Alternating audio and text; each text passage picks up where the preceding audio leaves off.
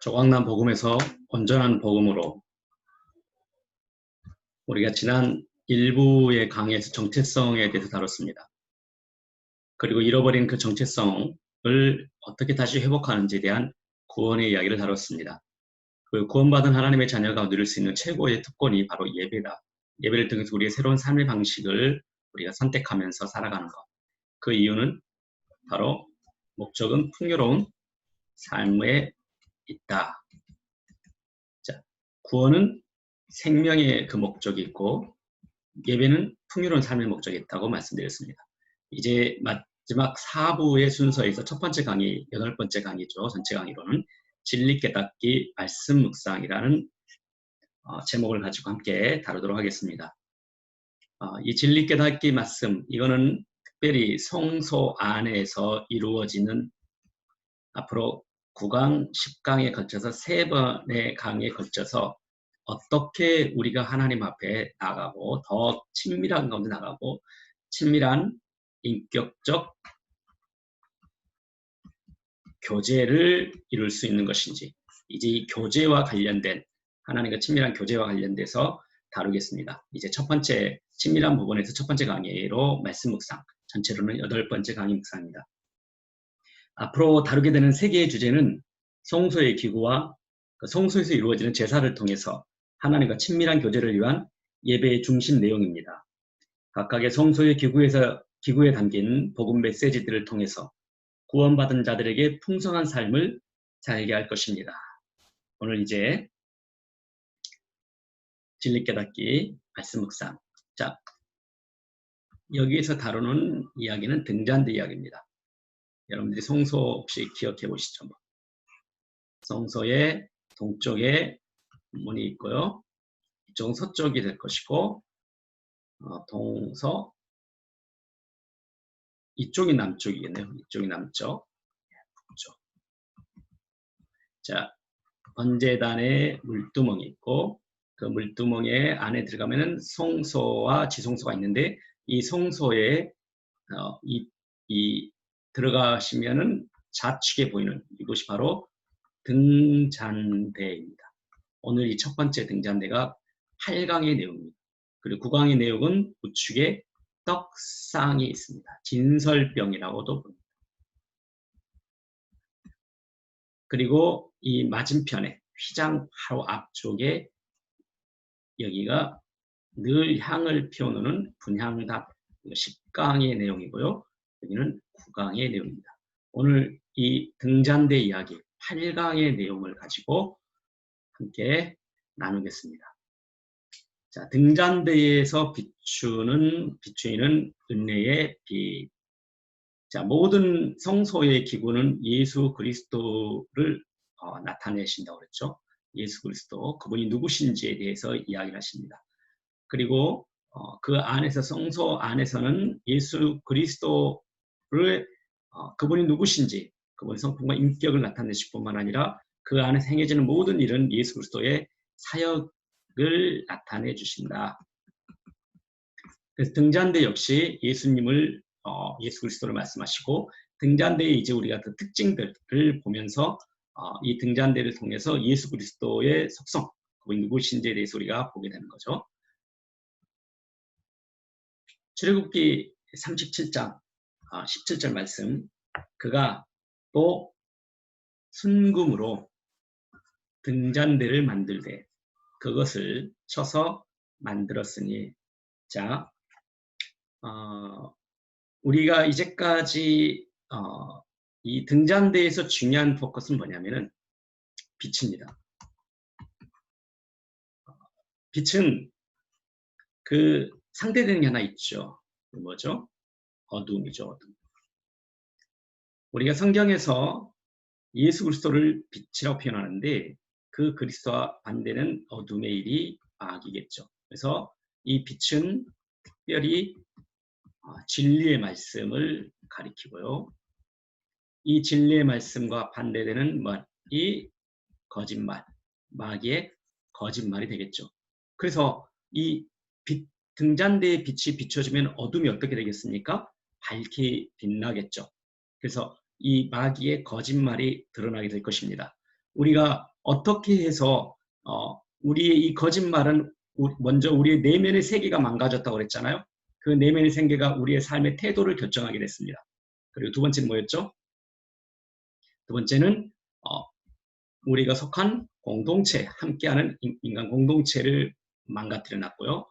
세 번째는요, 피조 모든 세계를 향해서 거짓말로 망가뜨려 놨습니다. 그래서 우리의 내면의 세계에 있는 이 거짓말들이 무엇인지, 우리는 그 거짓말 속에 아예 어둠 속에 놓여 있었기 때문에 무엇이 거짓말인지조차도 모르고 살아왔습니다. 창세기 3장 이후로 선악을 알게 나무 열매를 먹고 마귀의 영향 아래, 죄의 영향 아래 놓이면서 완전히 어둠 속에서 있었어요. 어둠 속에 있다는 것은 무엇이 빛인지 어둠인지 분간 자체가 안 되는 거죠. 어둠 속에 있기 때문에 그래요. 그래서 진리의 말씀을 통해서 우리 인간이 하나님의 형상으로 살아갈 수 있는데, 원래 그렇게 창조되었는데 거짓말로 인해서 완전히 이 진리의 말씀이 진리의 말씀을 분별이 어려웠던 거예요. 그래서 이 거짓말을 드러내는 겁니다. 그래서 이 거짓말을 우리가 치유하고 회복하고 고쳐져서 우리의 망가진 내면의 세계가 회복되는 거예요. 그걸 뭐라고 합니까? 우리는 치유와 회복이라고 그러죠. 그래서 우리의 내면의 세계가 치유와 회복이 되기 시작하면은 태도가 어떻게 바뀌겠죠, 분명히. 어떻게 바뀌겠습니까? 진리의 말씀으로 회복되니까, 즉 빛의 예수 그리스도의 빛 대신 예수 그리스도에 의해서 우리 회복되니까 빛으로 우리가 나가는 거예요. 진리의 말씀으로 우리가 바뀌는 겁니다. 그래서 회복되는 거예요. 그리고 내가 이 태도가 회복되면서 공동체가 또 회복되고요. 나와 만나는 가정이 회복되고 교회가 회복되고 또 나와 만나는 사람들이 나 때문에 힘을 얻고 소망을 얻게 되는 것이고, 더 나아가서 내가 가는 곳마다 이 땅에 어두운 것들, 거짓말로 마귀와 죄의 영향 속에 들어갔던, 이 거짓말로 완전히 잃어버렸던, 하나님을 떠나버렸던 모든 이 땅의 피조 세계가 회복되기 시작할 거라는 겁니다. 그것이 바로 이 등잔대의 비유적인 표현입니다. 자, 성소 안의 기구들, 그 세 가지가 있었죠. 뭐였죠? 등잔대. 그리고 두 번째는요, 떡상. 세 번째는 분향단. 그 성소 안에 있는 기구들은 하나님과 친밀함을 갖도록 우리를 인도하는 것들입니다. 그 친밀한 교제를 통해서 하나님 안에 있는 생명의 풍성함이 우리에게 흘러 들어오는 것입니다. 구원은 뭐였죠? 생명이라고 그랬죠. 자, 이 생명에 뭐가 있습니까? 풍성한 능력이 이 생명 안에 있습니다. 이 구원에, 우리가 구원받은 하나님의 모든 자녀는 이제 이 생명의 능력을 공급받게 되어 있습니다. 어떻게 받을까요? 친밀함을 통해서. 누구와요? 하나님과의 친밀함을 통해서 하나님의 생명을 우리가 계속 공급받는 거죠. 이걸 우리가 예배를 통로 삼아서 우리는 공급받습니다. 이 예배는 공적인 예배도 있고 또 개인적인 예배도 있습니다. 그래서 우리의 삶은 사실 예배자의 삶과 같습니다. 특별한 예배의 시간에 우리가 특별한 시간만을 말씀하신 게 아니라 그냥 삶 자체가 예배자의 삶이에요. 이건 우리의 특권입니다. 특권. 자녀의 특권, 구원받은 자의 특권이다. 자, 계속 요한복음 1장 9절 13절 말씀입니다. 참 빛, 이 빛이 예수 그리스도시라 그랬죠. 예수 그리스도가 참 빛이시다. 진짜 빛이시다. 곧 세상에 와서 각 사람에게 비추는 빛이 있었나니 각 사람에게 이 빛을 비춰주시는 거죠. 이 빛을, 참 빛을 비춰주시는 겁니다. 그가 세상에 계셨으며 세상은 그로 말미암아 지은 바 되었을 때 누구죠? 하나님이시죠. 그런데 그 하나님께서 오신 이 땅에 세상에 계신 분이 누구셨죠? 오신 분이 아들 하나님, 즉 예수 그리스도를 말씀하시죠. 세상에 그를 알지 못하였고 자기 땅에 오매 자기 백성이 영접하지 아니하였으나 영접하는 자, 믿는 자를 말하는 거죠. 곧 그 이름을 믿는 자들에게는 하나님의 자녀가 되는 권세를 주셨다. 이는 혈통도 육정도 사람의 뜻으로도 나지 아니하고 오직 하나님께로부터만 난 자들이다. 즉 그 은혜에 의하여 믿음으로 말미암아 영접하는 것, 받아들이는 거예요. 그 은혜를 그대로 받는 것이다. 믿음이 그랬죠. 자, 등잔대는 성소 안을 비추는 유일한 빛입니다. 여러분 그 말씀 몇 번 나눴죠. 여기는 뜰이었고 여기는 성소와 지성 두 개 방이었고 여기가 어떻게 됐습니까? 덮개로 4개의 덮개로 덮어져 있고요. 이 사방이 다 가려져 있죠. 그래서 이 뜰은 자연빛이 들어가는 곳이었는데 여기는 자연빛 자체가 없습니다. 오직 이 빛은 여기 유일한 빛이 하나 있죠. 뭐죠? 예, 등잔대에서 비추는 빛. 그 빛, 유일한 그 빛으로 성소 안을 밝히고 있는 것이죠. 즉 우리가 이제 하나님과 친밀한 교제를 들어가면 이 세상의 자연적인 것들로 인해서 우리가 하나님을 깨닫는 게 아니에요. 그러니까 우리가 조금 더 비유적으로 설명한다면은 이 세상의 자연의 빛이란 말은 아주 직접적으로는 태양빛을 말하겠지만은 우리가 세상의 학문이 되겠죠. 세상의 학문이던 이 세상에서 가르쳐주는 이야기들, 세상 피조 세계들. 그런데 이것들을 통해서는 우리가 이 하나님의 친밀함 속에 들어가는 데는 한계가 있는 거예요. 오직 하나님과 친밀한 속에 인격적 교제를 갖는 것은 오직 그분의 예수 그리스도의 그분 안에서만 이루어지는 겁니다. 근데 예수 그리스도를 통해서만 하나님과 친밀한 인격적 교제를 가질 수 있는 것이죠. 우리가 어떤 우리의 지식을 가지고 하나님을 찾아갈 수 있는 게 아니라는 거예요. 그 빛은 참 빛이신 예수 그리스도를 비유합니다. 참 빛, 곧 세상에 와서 각 사람에게 비추는 빛, 예수 그리스도를 통해서만 하나님을 깊이 알게 되고 친밀함을 가질 수 있습니다. 요한복음 17장 3절 몇 번 나왔죠. 영생은, 영원한 생명은 곧 유일하신 참 하나님과 그 하나님께서, 하나님 아버지께서 보내신 자 예수 그리스도를 아는 것이다. 깨닫는 것이다. 믿는 것이다. 그러면 그때 생명 우리가 얻게 된다 말씀하셨죠. 베드로후서 3장 18절 말씀. 우리 주, 곧 구주가 뭐죠? 구원하시는 주, 구원의 주. 그래서 예수님을 구주와 또 구원받은 이후에 우리가 또 주님을 누구로 주로, 나의 삶의 주로, 그리고 나와 개인적인 관계뿐만 아니라 나와 함께 있는 공동체의 머리로 예수님을 우리가 만나게 되는 것입니다. 구주 예수 그리스도의 은혜와 그를 아는 지식에서 자라가라. 그러니까 그분을 아는 지식에서 우리가 자라가면 갈수록 우리가 하나님과의 깊은 친밀함 속에 들어갈 수 있는 것입니다. 우리가 그를 아는 지식을 어떻게 알 수 있어요? 먼저 하나님의 말씀을 자세히 듣기 시작해야죠. 우리가 상대의 이야기를 알아들을 때 우리가 상대가 더 깊은 교감을 가질 수 있는 것처럼 우리가 하나님의 말씀, 아버지의 말씀을 알아들어야지 우리가 그분과 더 깊은 영적 교제를 누릴 수가 있는 겁니다. 그래서 그를 아는 지식에서 우리는 계속 자라가야 되는 거예요. 한 번 구원받고 끝나는 것이 아니라 예수님 믿고 나는 이제 믿어. 그러면서 이제 그 다음에 우리가 그냥 열심을 대하는 것이 아니라 우리가 그 아는 지식에서 어떤 지식이요? 그분을 아는 지식. 그러니까 우리가 예를 들면 지금 성소를 통해서 예수 그리스도를 우리가 봤잖아요. 그 성소를 아는 지식에서 좀 자라가라는 거예요. 하나님의 말씀을 아는 지식에서 자라가라는 거예요. 그러면 우리는 하나님과 더 깊은 교제를 나눌 수 있다는 거죠. 호세아 6장 3절입니다. 우리가 여호와를 알자. 힘써 여호와를 알자. 자, 예수 그리스도를 아는 지식에서 자라가고 하나님을 아는데 힘쓰고 자, 이 하나님과 그가 보낸 자 예수 그리스도를 아는 것은 결국 뭐라고 했죠? 생명이다. 생명을 얻고 생명의 풍성한 삶, 생명의 능력을 공급받는다. 자, 하나님께서는 영이신 하나님을 볼 수 있도록 육신을 입은 예수 그리스도 아들 하나님을 우리에게 보내주셨습니다.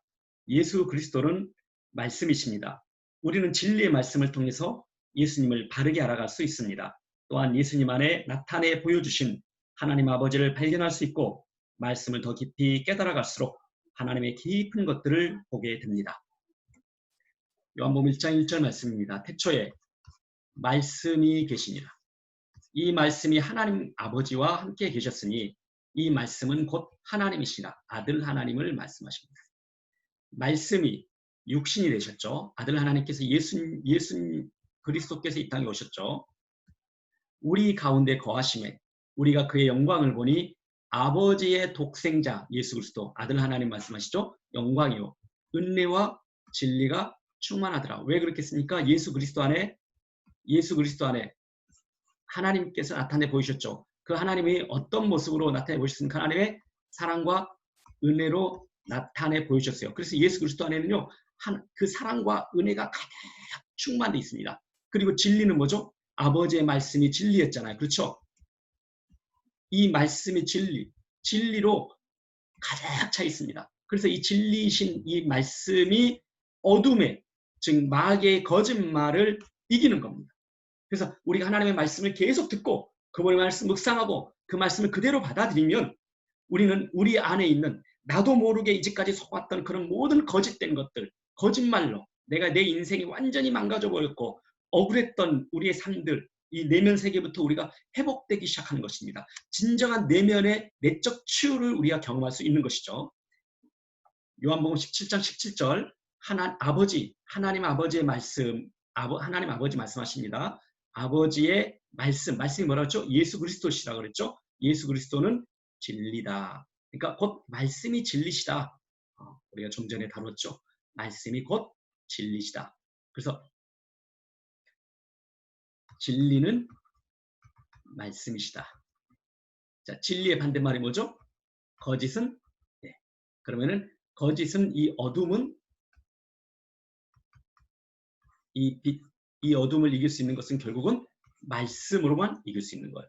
말씀이 우리 안에 들려질 때. 그래서 지금 여러분들이 이 말씀을 그대로 지금 받고 있잖아요. 그럼 여러분들 안에 정말 이 말씀을 묵상하시고 또 이 말씀으로 예배하시고 이 말씀을 듣고 깨달아지게 계속 여러분들이 듣기 시작한다면은 이 말씀이 여러분들 안에 있는 어둠들을 그리고 이제까지 여러분의 인생에 대대로 여러분의 가문 대대로 우리의 부모 세대부터 시작해서 우리의 사랑했던 사람들이 말했던 이 모든 이야기들 속에 붙어있는 사단이 만들어주는 거짓말들 그리고 이 땅에 있는 상식들로 인해서 우리 내면의 생각 망가져버렸던 것들로부터 우리를 회복시키신다. 그렇게 말씀하십니다. 요한복음 14장 6절 말씀 예수께서 이르시되 내가 곧 길이요 진리요 생명이니 나로 말미암지 않고는 아버지께로 올 자가 없느니라. 예수님이 곧 진리시다. 그 진리는 곧 말씀이시다. 자, 이 등잔대는 이제 이 등잔대는 계속 다루겠지만은 7개의 가닥이 있어요. 이렇게 하나, 또 하나가 있어야겠죠. 이렇게 7개의 줄기와 함께 7개의 가지가 있습니다. 하나, 둘, 셋, 넷, 다섯, 여섯, 일곱 이렇게 있어요. 그리고 여기에는 이제 등잔대가 이렇게 있겠죠. 여기에 이제 심지가 있습니다. 근데 이 심에 불을 붙이는데 뭐가 있어야겠죠? 여기가 기름이 있어야겠죠. 기름이 있어야겠죠. 이제 이 안에 있는 성소 안에 있는 것 중에서 공통적으로 이제 이 기름이 필요한 이 기름 이야기가 나올 겁니다. 근데 성경에서는 이 기름을 결론적으로 말하면은 성령 하나님, 그러니까 세 분 하나님 중에서 아버지 하나님, 아들 하나님, 성령 하나님 있으셨잖아요. 성령 하나님은 뜰의 예배에서는 무슨 말씀하셨죠? 피와 물로 우리가 하나님의 자녀인 것을 증언하신다고 그러셨죠. 하나님의 자녀임을 우리에게 알려주시는 거예요. 가르쳐주시는 거예요. 성령 하나님께서 이 뜰의 예배를 통해서 번제단과 물두멍에서 우리에게 가르쳐주셨던 거예요. 근데 이제 이 성소 안에서의 예배에서는 이 성령 하나님께서는 어떤 일을 하시는지 우리가 이제 보게 될 겁니다. 등잔대의 기름. 우리가 말씀 안에 거할 때 이제 등잔대는 특별히 뭐라고 그랬죠? 빛이 특징이라고 했죠? 빛은 다른 말로 이제 진리라는 걸 배웠습니다. 진리는 곧 뭐라고 그랬죠? 네, 말씀. 자, 그러면은 이 말씀 안에 뭐가 있습니까? 기름이 놓여 있죠. 맞아요. 말씀 안에 성령 하나님께서 함께 하십니다. 말씀 안에 기름이 있고 그 말씀에 빛을 비추셔서 우리의 어두운 것을 치유하시고 회복시키신 것처럼 말씀 안에는 성령 하나님께서 함께 계셔요. 근데 이 말씀은 뭘로 덮여져 있다 했죠? 피에 묻은 옷으로 피에 피로 덮여졌다고 그랬죠. 그래서 예수 그리스도의 피로 덮여진 그 말씀 안에는 성령 하나님께서 일하신 것 같이. 레위기 24장 2절 말씀입니다. 불을 켜기 위하여, 이 불은 등잔불을 말합니다. 등잔대 불. 불을 켜기 위하여 감람을 찧어낸 순결한 기름 나오네요. 4개로 가져오게 하여 계속해서 등잔불을 켜둘지며. 등잔불을 계속 켜둬라. 스가랴 선지자를 통해서 등잔대의 기름에 대해서 말씀하고 계시거든요. 스가랴 선지자에게 말씀이 임한 때는 언제냐면 바벨론의 이스라엘 그 유대인들이 바벨론의 그 적국의 포로로 끌려갔던 시기가 있었어요. 그 시기에 훗날 포로로 잡혀갔던 유대인 중에 이스라엘 땅으로 귀환하자마자 성전 재건 공사를 시작하였습니다. 그러니까 기원전 이 BC 6세기에서 7세기 사이에 바벨론이라는 나라의 이 포로로 이 유대인들이 끌려갑니다. 그러면 이 유대 땅은 어떻게 됐을까요? 그 땅은 완전히 황폐하게 됐습니다. 그리고 그 땅에 상징적으로 유대인들이 모일 수 있는 모든 상징이 뭐였겠습니까? 성소가 나중에 곧 정착된 성전이 됐다고 그랬죠. 이 성전이 솔로몬에 의해서 또 지어졌거든요. 근데 이 성전도 그대로 성소를 모델로 지었습니다. 근데 이 성전을 완전히 파괴해버립니다. 바벨론에 의해서. 그 성전에서 제사를 드릴 수가 있었을까 없을까요? 이 바벨론의 한 이국 땅, 이방 종교를 섬기는 유대인들은 성소에 제사를 드릴 수 있었을까요? 드릴 수 없었죠. 이 시기에. 근데 이제 포로로서 70년 뒤부터 이제 포로로 귀환하기 시작합니다. 귀환하기 시작하면서 이제 귀환하자마자 이들이 처음 또 시도했던 게 뭐겠습니까? 성전 다시 짓기, 재건, 성전 재건 운동을 벌이기 시작합니다. 그런데 이 성전 재건 이 공사를 시작하는데 이게 보통 어려운 일이 아니었어요. 성전을 재건하는데 보통 어렵지 않고 쉬운 상황들이 아니었어요. 그러니까 우리가 이제 비유적인 표현입니다. 성전은 비유라고 그랬죠. 성소는 예수 그리스도를 말씀하시죠. 예수 그리스도를 말씀하시다 그랬어요. 성소와 성전은. 근데 예수 그리스도를 우리가 다시 우리의 인생에 다시 그리스도 안에서 믿음을 갖고 우리의 인생을 다시 세우는 이 건축, 이 운동은 쉽겠습니까? 어렵겠습니까? 상황이 보통 어려운 게 아니에요. 우리가 그냥 예수님 믿겠다고 하면 저절로 막 대주고 막 그런 상황이 아니란 말이에요. 우리를 얼마나 방해하고 또 그런 새로운 갈등 때문에 우리가 믿어야 될까 말아야 될까 얼마나 많은 크고 작은 일들을 우리가 경험하게 되는 거예요. 그러니까 가만히 놔두지 않아요. 왜 그럴까요? 마귀가 우리가 하나님을 만나는 것 그것을 싫어하잖아요. 하나님 만나는 것은 몹시 싫어합니다. 그래서 길을 잃게 했잖아요. 여전히 그 마귀는 지금도 하나님을 만났지만 그 주변 에덴 동산에 머물러 있어서 아담과 하와에게 찾아간 것처럼 접근한 것처럼 여전히 구원받은 하나님의 자녀들에게도 그 주변을 맴돌고 방해할 거라는 거예요.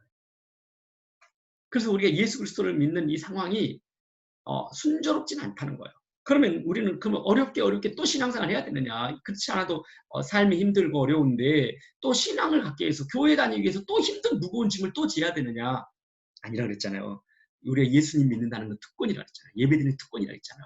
그리고 모든 게 그분의 은혜로 이루어진다 했잖아요. 구원을 받은 것처럼 예배도 그분의 은혜로, 생명의 능력도 그분의 은혜로, 모든 싸움도 그의 은혜에 의하여 믿음으로 이길 수 있는 거예요. 우리가 처음 그 은혜를 알다가 나중에는 이제 내가 열심히 살아야지 이게 아니라는 거예요. 처음부터 끝까지 그분의 은혜에 의하여 믿음으로 살아가는 거예요. 자, 그러면 어떤 원리냐? 계속해서 이 기름 원리입니다. 이 기름. 자, 이 스가랴 선지자의 이제 때 성전 재건 공사, 즉 이제 우리가 예수님을 성전이라고 비유적으로 표현하십니다. 다시 우리가 신앙생활을 하는데 어려운 상황들을 인해서 성전 건축이 중단돼 버립니다. 그때 하나님께서 스가랴에게 주신 말씀이었어요. 여러분 우리가 신앙생활이 어렵다고 생각하고 또 실제로 지금 우리가 교회 한번 가는데 또 신앙을 제대로 지금 어떤 신앙 단계에서 더 깊은 단계로 하나님 앞에 나가는데 우리가 어렵고 힘들 때 오늘 이 말씀 한번 잘 기억해 보십시오. 스가랴서 4장 2절 6절입니다. 그가 내게 묻되 내가 무엇을 보느냐? 내가 대답하되 내가 보니 순금 등잔대가 있는데, 등잔대 이야기네요. 그 위에는 기름 그릇이 있고, 네, 등잔대 위에 7개의 기름 그릇이 있어요. 그 기름 그릇 위에 7등잔이 있고, 그 기름 그릇 위에 기름 그릇 등잔이 있고, 이렇게 등잔이 있고, 네.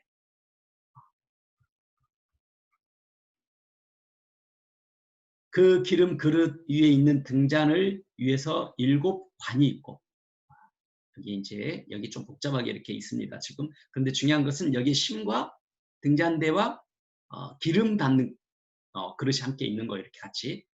그 등잔대 곁에 2개의 감람나무 그릇이 있는데, 하나는 어디에 있습니까? 그 기름 그릇 오른쪽에 있고, 하나는요 왼쪽에 있다. 2개의 감람나무가 있어요. 내게 말하는 천사에게 물어 이르되 내 주여 이것들이 무엇이냐이까 하니, 내게 말하는 천사가 대답하여 이르되 내가 이것들이 무엇인지 알지 못하느냐 하므로 내가 대답하되 내 주여 내가 알지 못하나이다 하니, 그가 내게 대답하여 이르되 여호와께서 스룹바벨에게 하시는 말씀이 이러하니라. 그래서 이제 스룹바벨에게 다시 성전을 너가 그렇게 힘들고 어려운 상황이지만은 다시 지어라. 성전 재건 공사 다시 시작해라. 이제 스룹바벨에게 명령하셔요.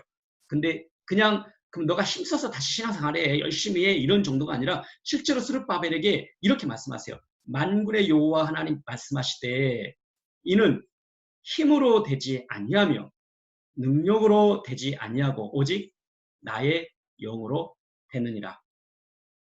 지금 성전 재건에 대한 이 공사 통해서 멈춰가지고 이 어려운 상황에서 멈춰서 더 나가지 못할 때, 우리가 힘을 다해서 하고 우리의 능력껏 신앙생활을 했는데 우리가 자주 막히고 힘들었고 그리고 중도 포기하고 싶고 그럴 때 있다는 거죠.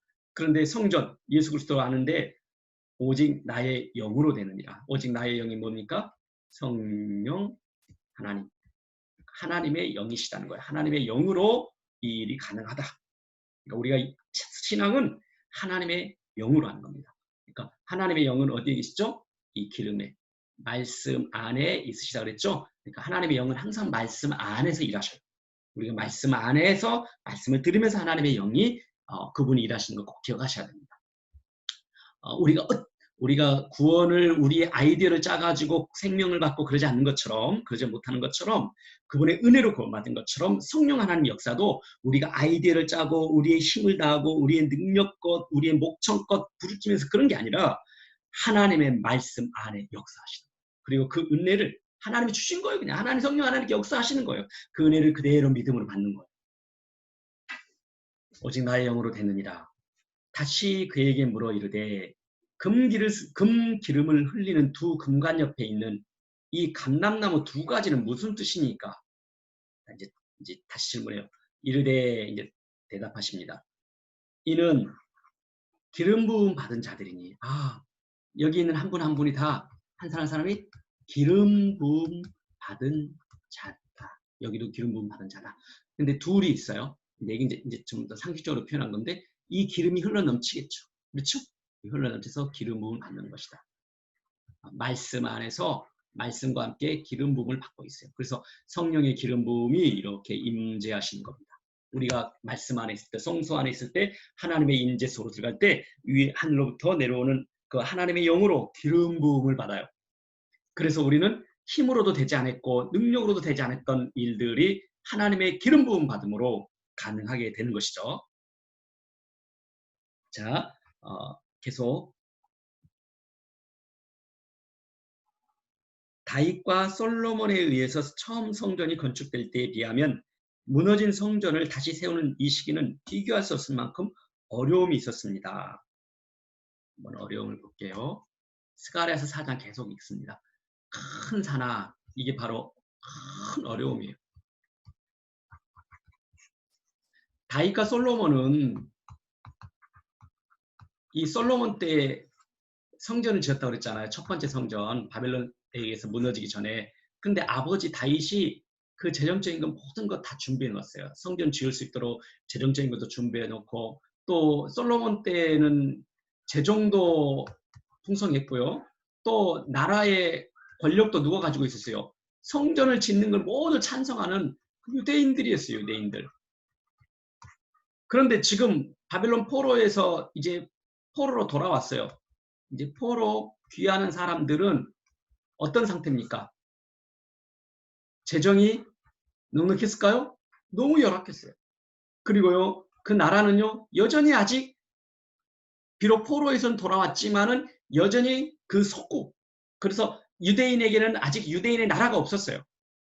나라가 없이 그냥 지배 속에서 돌아왔을 뿐이에요. 그래서 거기는 총독이 파견돼 있었습니다. 총독이. 유대인들 나라 그 땅에는, 유대 땅에는 총독을 파송했습니다. 그래서 이 총독을 파견해서 유대 땅을 다스리게 합니다. 그러니까 얼마나 어렵겠어요.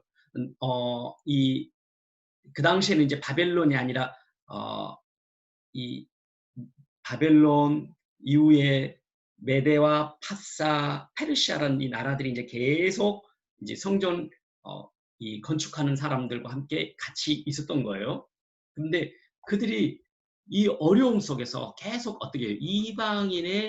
이방인 왕의 어떻게 해요? 눈치를 계속 받아야겠죠. 총독이. 그래서 성전 건축하는데 보통 어려움이 아니었을 거예요. 이제 우리가 그러니까 힘으로도 안 되고 능력으로 안 되는 거예요. 그래서 여기서는 큰 산이라고 합니다. 내가 무엇이냐? 내가 수룹바벨 앞에서 평지가 되리라. 그 당시의 총독이 바로 수룹바벨이었어요. 근데 수룹바벨 앞에서 평지처럼 평평해질 것이다. 그 산이 넘지 못한다고 힘으로도 안 되고 능력으로도 안 됐던 그 산, 큰 어려움이 이제 평지가 되어버릴 것이다. 그가 머릿돌을 내놓을 때에 우리가 외치기를 은총이 그에게 있을지어다 하리라 하셨고, 여호와의 말씀이 또 내게 임하여 이르시되 수룹바벨의 손이 이 성전의 기초를 놓았은즉, 성전 기초 쌓은 이야기입니다.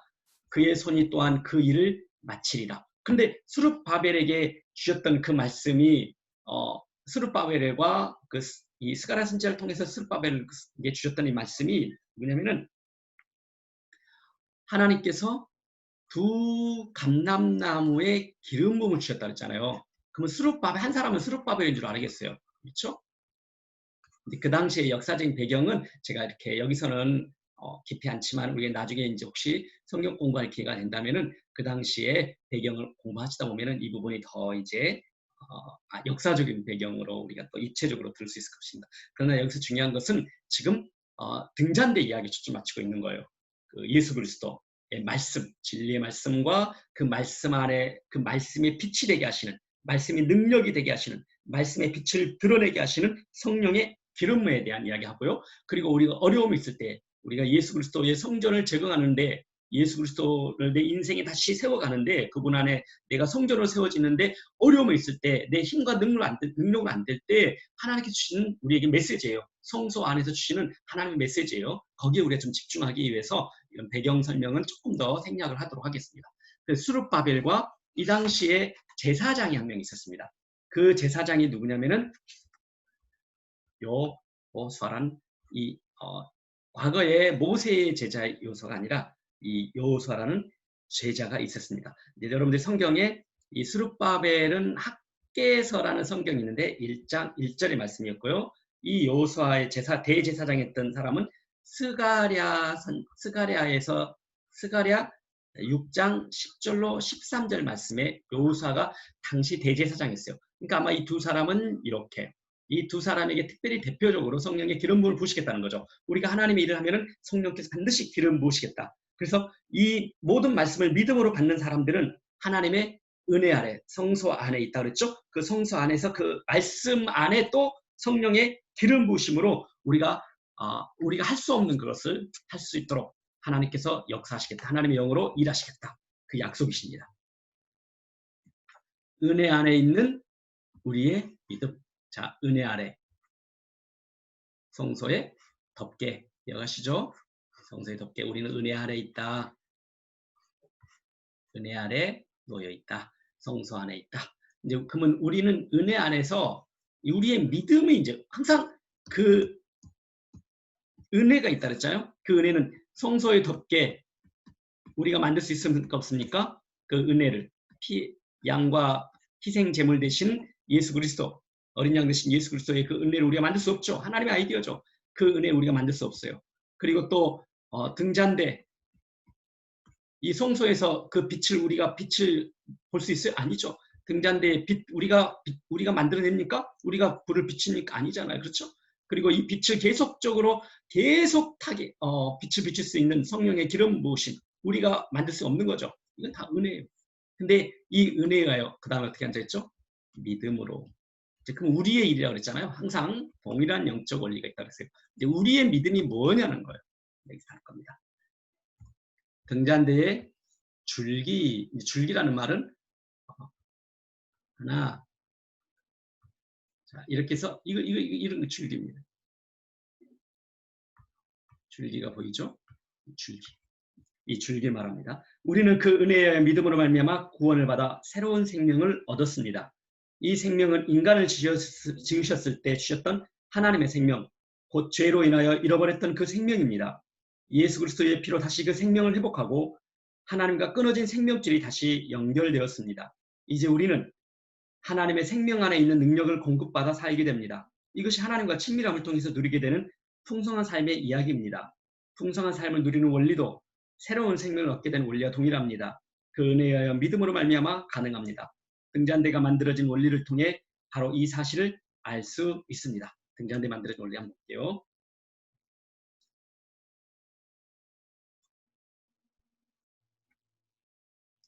출애굽기 37장 17절 22절 말씀입니다. 그가 또 순금으로 등잔대를 만들되 그것을 쳐서 만들었으니 그 밑판과 줄기와 잔과 꽃받침과 꽃이 그것과 한 덩어리로 되었고 가지 6이 그 곁에서 나왔으니 이게 이제 원줄기고 가지가 이렇게 나왔다는 것.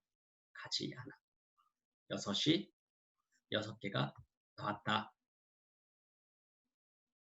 등잔대 3가지는 이쪽으로 나왔으며 이쪽까지 살구꽃 형상의 잔색과 꽃받침과 꽃이 있고 저쪽까지 살구꽃 형상의 잔색과 꽃받침과 꽃이 있어 등잔대에서 나온 가지 6이 그러하며 등잔대의 줄기에는 살구꽃 형상의 잔넷과 꽃받침과 꽃이 있고 등잔대에서 나온 가지 6을 위하여는 꽃받침이 있게 하였으되 두 가지 아래에 한 꽃받침이 있어 줄기와 연결하였고 또 2가지 아래에 한 꽃받침이 있어 줄기와 연결하였고 또 다시 2가지 아래에 한 꽃받침이 있어 줄기와 연결되게 하였으니 이 꽃받침과 가지들을 줄기와 연결하여 지금 우리는 이 말씀들은요, 여러분들이 한번 인터넷 찾아보시면은 등잔대에 실제로 실제의 그 실물의 모습을 볼 수 있을 겁니다. 한번 찾아보시고 여기서는 초점은 등잔대 줄기 이야기입니다. 줄기와 연결돼 있다. 이 모든 것이 어디하고요? 이렇게 다 연결돼 있다. 이 원 기둥과 계속 다 연결돼 있다.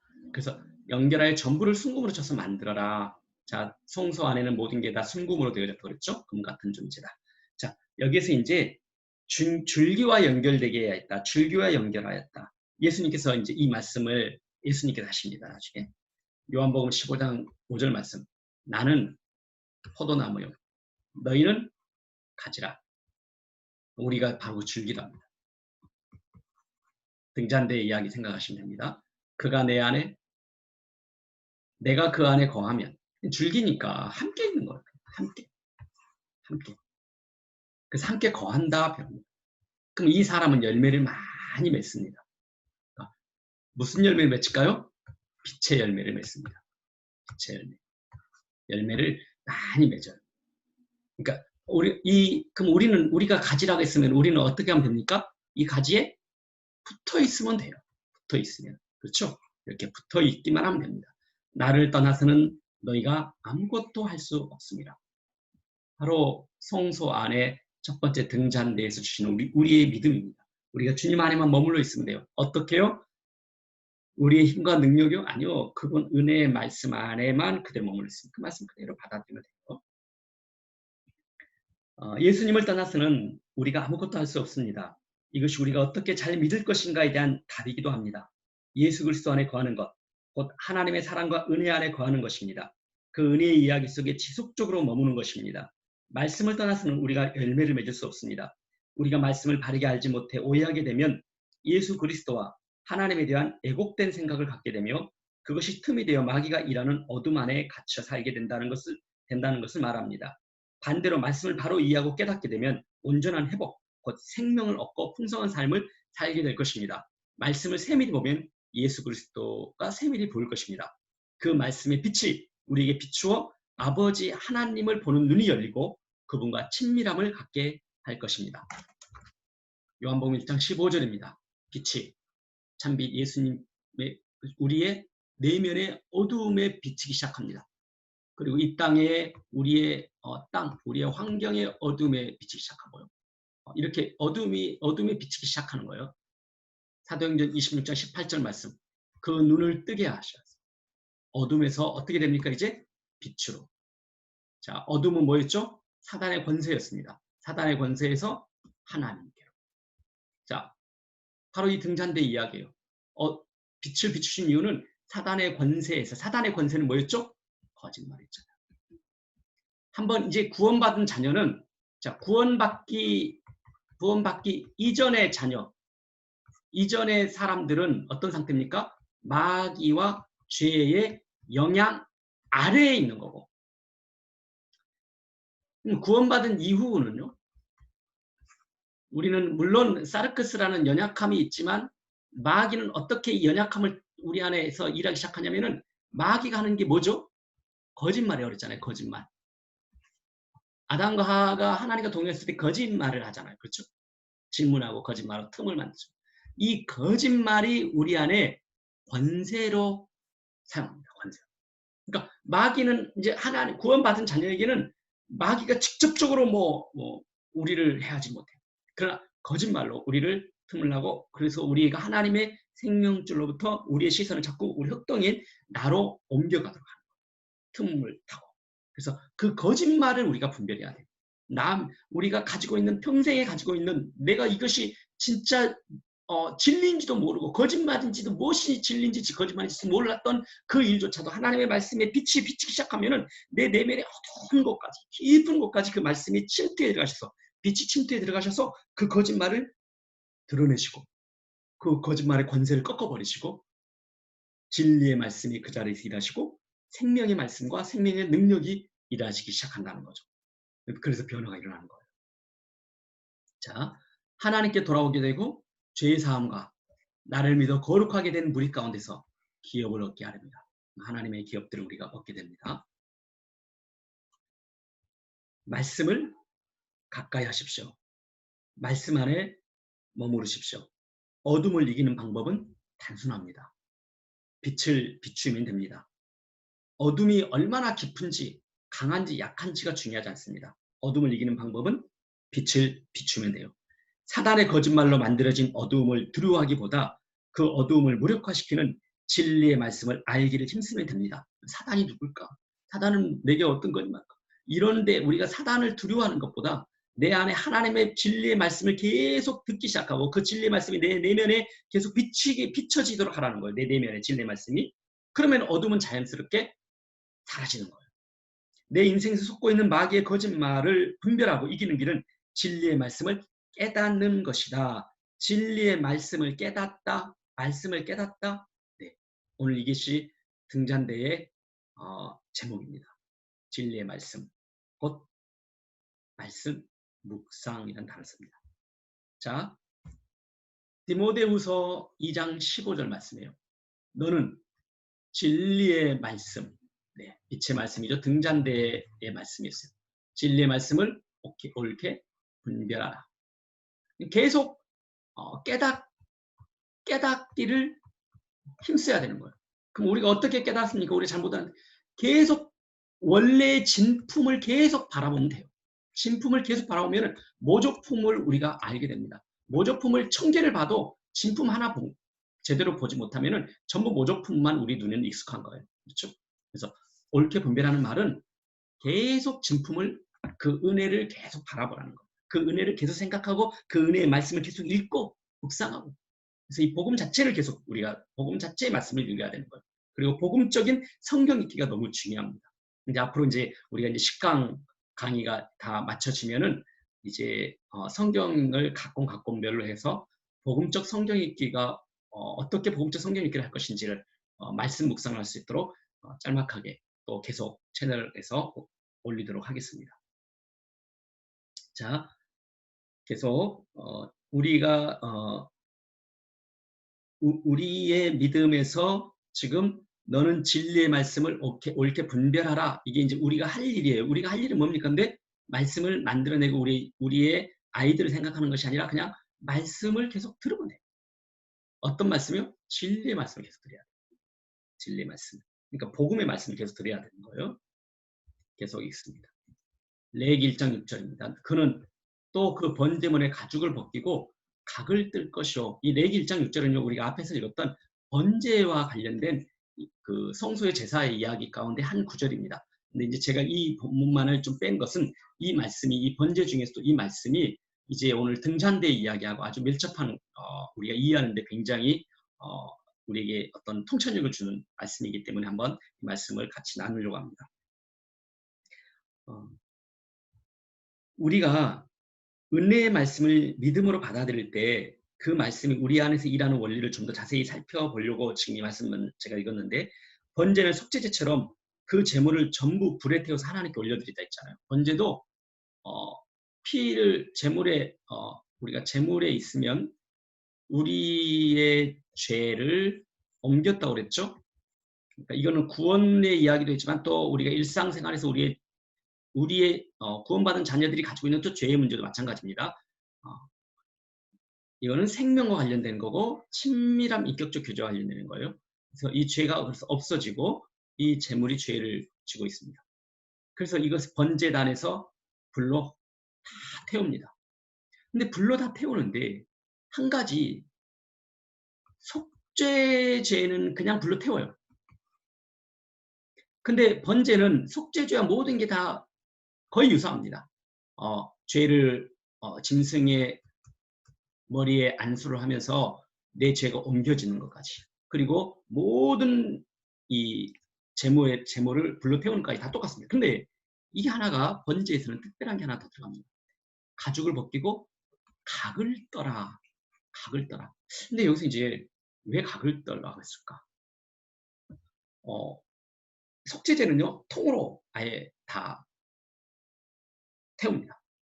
하나님의 진노 형벌 속에 그 죄를 완전히 태워버려요. 근데 여기서는 어차피 죄로 태울 건데 그걸 각을 떠서 태웁니다. 그럼 왜 각을 뜨다 이 단어가 이제 아주 이게 이제 중요한 이야기를 가르치고 있습니다. 각을 뜨다는 이것이 바로 말씀이 하는 일과 관련돼서 사용되고 있습니다. 각을 뜨다. 히브리서 4장 12절 말씀이에요. 하나님의 말씀은 살아있고 말씀이 살아있습니다. 활력이 있어서 좌우의 날선 어떤 검보다도 예리하여 혼과 영과 관절과 골수를 찔러 쪼갭니다. 자, 예리한 그 어떤 검보다도 예리해서 그 뭐가요? 말씀이. 그래서 우리의 혼과 영과 관절과 골수를 깊이 찌릅니다. 뭐가요? 말씀이요. 예리한 검보다도 더 예리한. 그 찔러서 어떻게 합니까? 관절을 쪼갭니다. 또. 이 말씀이 말씀 중에 쪼개기까지 이제 이 쪼개다라는 이 단어가 바로 마디마디를 나누다란 뜻이에요. 나누다. 마디마디를 나누다란 이 원래의 원어의 뜻이 있습니다. 마디마디를 나누는 거예요. 근데 이 단어가 아까 우리 봤던 구약에서 봤던 이 각을 뜬다 있죠. 각을 뜬다는 것과 마디마디를 나누다란 뜻이 같아요. 같은 의미. 그러면은 각을 뜨다 이거는 번제에서 있었잖아요. 제사였잖아요. 그렇죠? 근데 이제 이 말씀은 히브리서 말씀은 이 각을 뜨는 이것이 뭐냐면은 말씀이 하신대요. 말씀. 말씀이 마디마디를 나눈대요. 어떻게요? 혼과 영과. 그러니까 우리 혼에 어두운 부분 있잖아요. 우리 마음에. 그리고 우리의 관절과 골수에 사무친 아주 상처들 있잖아요. 그래서 우리가 막 어떤 막 한이 있으면 골수에까지 사무쳤다 그러잖아요. 근데 골수에까지 사무친 그 한이 우리의 무의식 속에서 우리에게 상처가 되어서 무의식적인 상처가 돼가지고 우리를 지배하고 있거든요. 나도 모르게 그런 행동을 하게 되고 그런 생각을 하게 되고 그런 태도를 보이게 되고 그리고 그것이 내 인생을 끌어가고 있단 말이에요. 근데 그래서 우리 골수에 사무쳤다 그런 표현이잖아요. 그러니까 엄청 깊은 아주 내 내면의 깊은 곳을 말합니다. 그곳을 어떤 상담이 어떤 사랑이 그걸 끌어낼 수 있겠어요? 치유할 수 있겠습니까? 그렇죠? 오직 하나님의 말씀이 그렇게 하신다는 거. 하나님의 말씀이 우리의 혼, 우리의 영, 그리고 관조가 홀수를 찔러 쪼개서 그분이 일하신다는 거. 그 말씀이 일하신다. 우리의 깊이까지 그렇게 침투해서 가장 깊이 감춰져 있는 죄의 습성들, 이제 그런 상처들이 우리의 뭐가 만들어집니까? 죄의 습성들을 만들어냅니다. 우리는 상처라고 그러잖아요. 근데 그 상처 때문에 우리가 다른 사람을 아프게 하잖아요. 그 상처 때문에 우리가 내가 원하는 행동을 하지 않잖아요. 그렇지 죄가 가지고 있는 죄가 기회를 타서 일하는 습성이 자꾸 나타나는 거. 어둠의 깊은 속. 이 구원받은 자녀에게도 여전히 우리에게 남은 쓴뿌리들, 상처들이 있다는 거예요. 이것이 어떻게 돼야 됩니까? 우리의 내면에 담아 있게 내면의 내적인 것에 치유다. 내적 치유다. 내적 치유뿐만 아니라 우리에게는 하나님께서 치유와 회복을 하시는 하나님의 능력이 말씀 속에 있습니다. 그 말씀과 함께 그 말씀 안에 누가 일하시래도 성령 하나님의 기름 부심이 일하신다.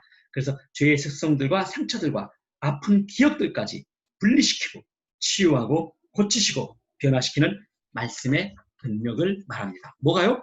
등잔대 이야기입니다. 지금 등잔대에서 우리가 성소 안으로 들어보면은 등잔대 예배는 어떻게 드리냐? 바로 말씀의 예배입니다. 말씀의 항상 등잔불을 정리하라. 이 말은 무슨 말일까요? 이렇게 이제 등잔대에 기름이 있고 이게 심지가 있잖아요. 심지가 있으면은 이 심지가 타잖아요. 타면은 우리 보통 이 찌꺼기들이 여기에 떨어지겠잖아요. 그렇죠? 그리고 이런 거 여기에 떠 있을 겁니다. 근데 이런 것들, 이 등잔불을 항상 그리고 이 심지가 타면은 이게 잘 또 다음에 불이 안 붙잖아요. 불이 약해지고 그러잖아요. 그래서 이 등잔불 항상 정리해야 됩니다. 이 우리의 일이에요. 그렇죠? 우리의 믿음입니다. 저녁부터 아침까지 여호와 앞에 등잔불을 정리할지니 항상 등잔불을 정리할지니 너희는 너희 대대로 지킬 영원한 유래라. 그는 여호와 앞에서 순결한 등잔대 위에 등잔들을 항상 정리할지니라. 그러니까 항상 불을 켜놓으려면은 불이 항상 켜지려면은 이 등잔불에 이 심지를 잘 정리해야 돼요. 그렇죠? 잘 그래야 그을음이 나오지 않고 불이 환하게 비출 수 있도록 그렇게 한다는 거죠. 자, 시편 1절로 2절 말씀. 복 있는 사람은 오직 여호와의 율법을 즐거워하여 그 율법을 어떻게 해요? 주야로 아침 저녁으로 묵상한다. 이 묵상은 뭘 묵상하는 거예요? 말씀을 묵상하는 거예요. 말씀. 그래서 등잔대 아침 저녁으로 등잔불을 정리하는 게 뭘까요? 우리가 할 수 있는 일이에요. 우리가 할 수 있는 일은 우리의 믿음이에요. 우리는 이 믿음을 가지고 하는 겁니다. 말씀을 어떻게 해요? 주야로 묵상합니다. 묵상. 자, 계속 등잔대의 빛이 꺼지지 않고 계속 우리에게 비출 수 있도록 관리해야 합니다. 하나는 규칙적으로 드리는 말씀의 예배를 통해 그렇게 할 수 있습니다. 은혜의 말씀을 깊이 묵상하는 것입니다. 묵상하다. 이 묵상하다는 단어 여기 있죠? 묵상하다는 단어가 어떤 뜻이냐면은 세밀하게 탐구하고요. 기억하고요. 되풀이하면서요. 항상 읊조림으로 풍성하게 하는 것을 묵상하다 그래요. 그러니까 탐구하는 거예요. 연구, 말씀을 깊이 연구하고 이 말씀을 연구하는데 복음적 성경이 있기를 제가 이제 이 10강 강의 끝나면은 같이 또 계속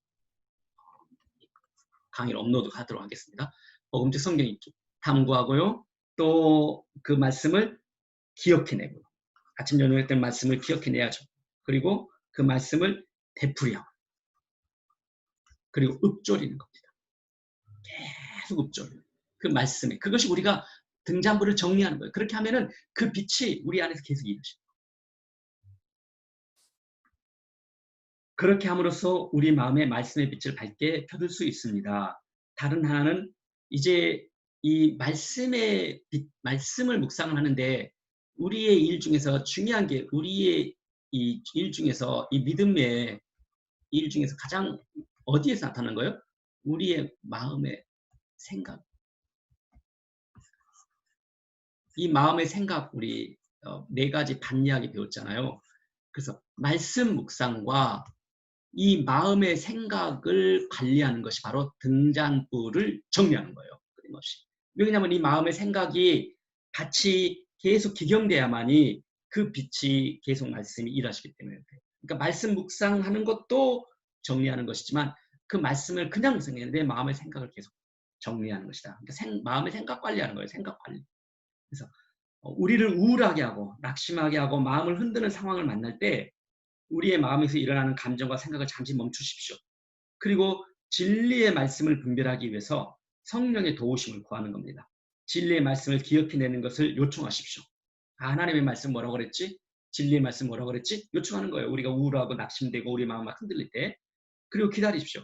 하나님께서 지금 우리의 어둠을 만드는 그 일에 대해서 무엇이나 말씀하셨는지 하나님의 음성을 듣는 거예요.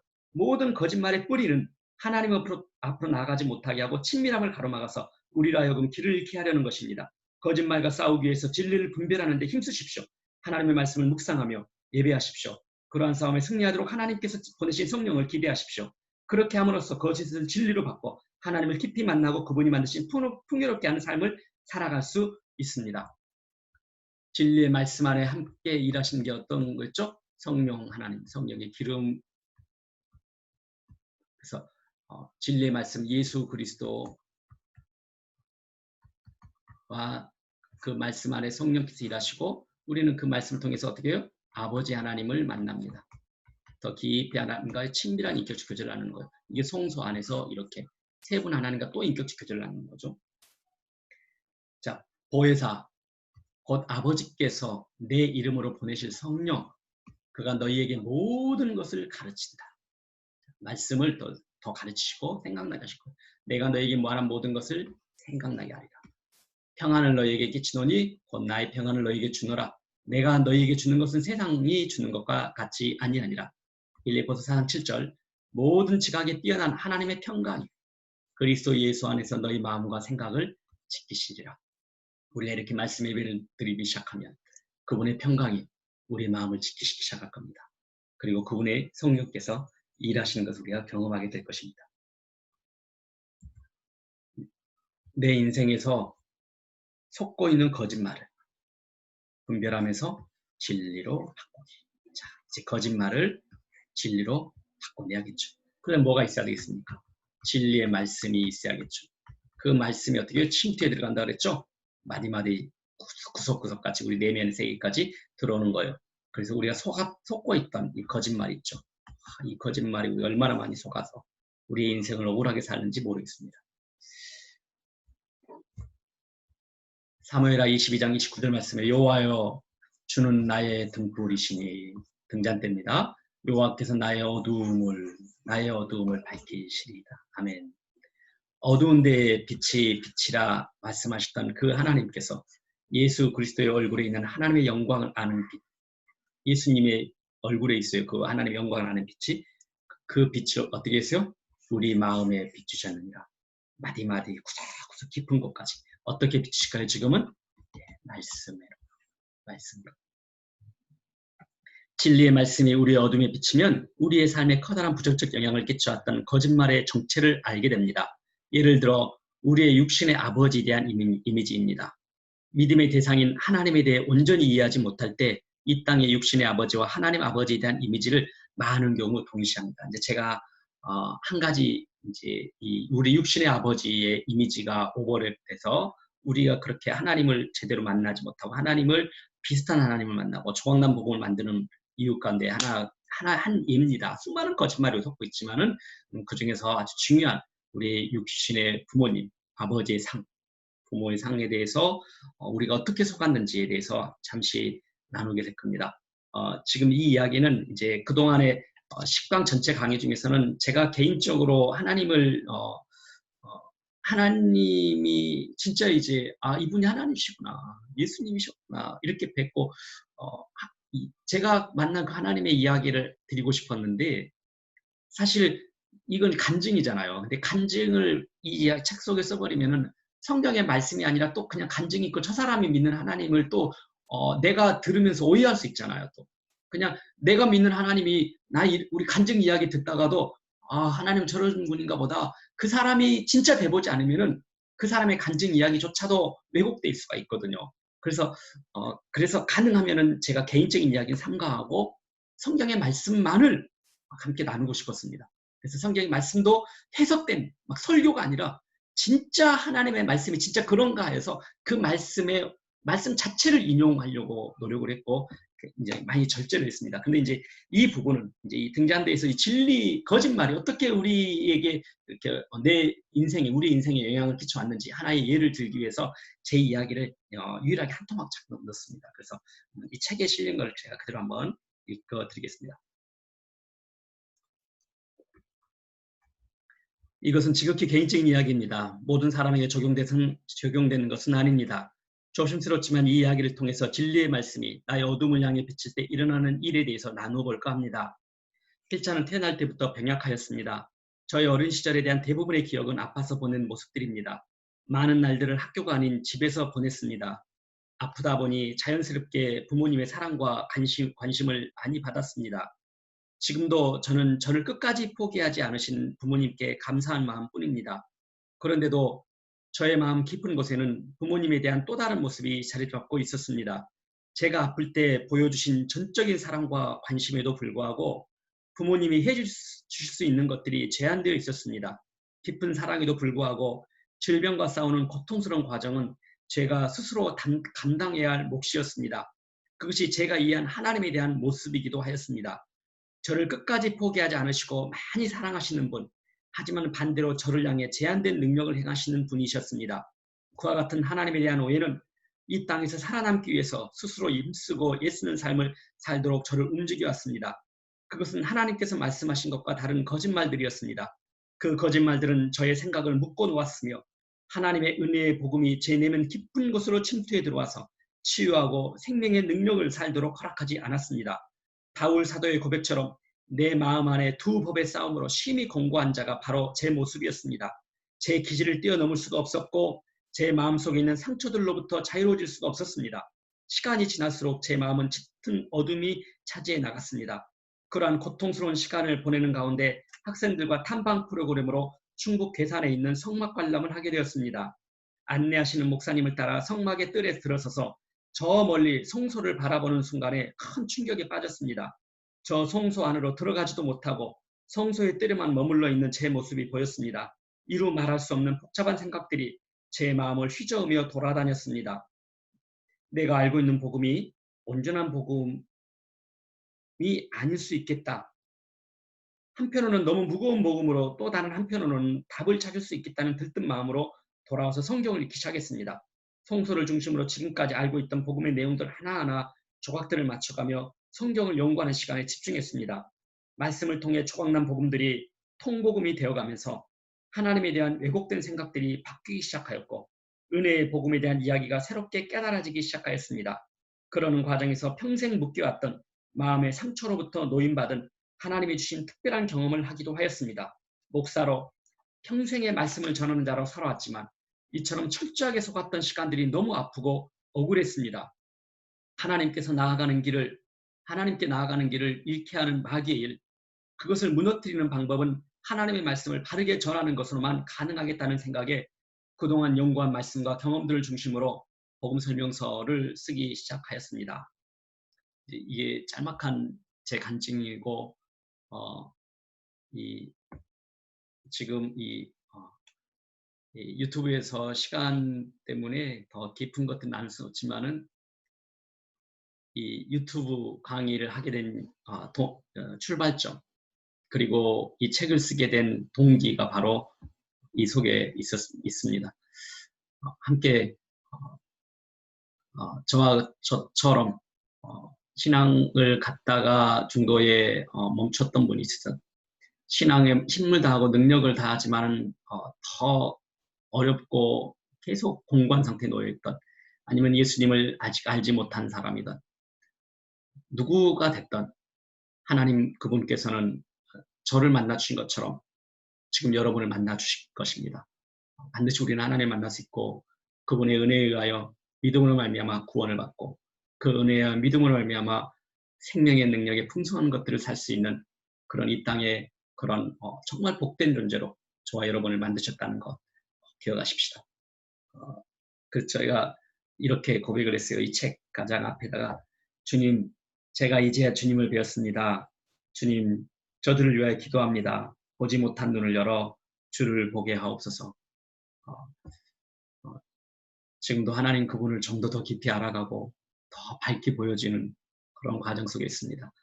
평생에 주님 품에 안기는 순간까지 그렇게 하나님을 알아가고 그분을 더 확연히 확실히 볼 수 있는 데까지 그렇게 사모하면서 지금 이 시간에도 여전히 여러분과 동일하게 이 말씀 앞에 겸손하게 또 엎드리고 싶고 또 듣고 싶고 그분을 더 깊이 알고 싶고 그분과 더 친밀한 인격적 교제를 나누고 싶은 것이 제 소망입니다. 요한복음 8장 32절에 이렇게 써 있습니다. 진리를 알지니, 진리의 말씀이죠. 진리가 너희를 자유롭게 하리라. 우리의 내면에 묶여있는 것들부터 자유롭게 되기를 축복합니다. 또 어떤 분에게는 특별하게 육체적인 질병으로부터 또 자유롭게 되신 분도 있을 것이고, 또 이 복음 설명을 듣다가 환경에 묶여있는 환경으로부터 자유롭게 되는 분도 있을 것이고, 무엇보다도 죄로부터 마귀로부터 묶여있던 것으로부터 우리가 자유롭게 되는 생명을 얻는 그 은혜가 있는 분도 있을 것이고, 우리가 진리의 말씀을 통해서 이 은혜가 사랑하는 여러분에게 있기를 축복합니다. 우리의 내면의 세계만 이 진리의 말씀을 일하시는 게 아니죠. 우리가 망가졌던 게 내면의 세계만 있는 것이 아니라 내 공동체도 망가졌다고 그랬잖아요. 반대로 거꾸로 이 공동체와 또 세상 속에 숨겨져 있는 거짓말들이 있었어요. 이 세상은 피조 세계죠, 피조물. 우리의 내면 세계만 거짓말이 있는 것이 아니라 곳곳에 숨겨져 있습니다. 이걸 분별하는 거예요. 그래서 이것을 상식이라는 미명하에 우리의 탐욕이라는 그 통로를 삼아서 마음껏 권세를 가지고 일하기 시작하고 있습니다. 누가요? 마귀의 권세가. 자, 이걸 우리가 분별하는 거예요. 어떻게 해요? 진리의 말씀을 통해서. 그것이 바로 빛이시라고 그랬죠. 그것이 바로 성령께서 이 안에서 함께 성령의 기름의 부음이 있으시다. 그 능히 그 일을 할 수 있게 하신다. 진리로 바꾸는 것.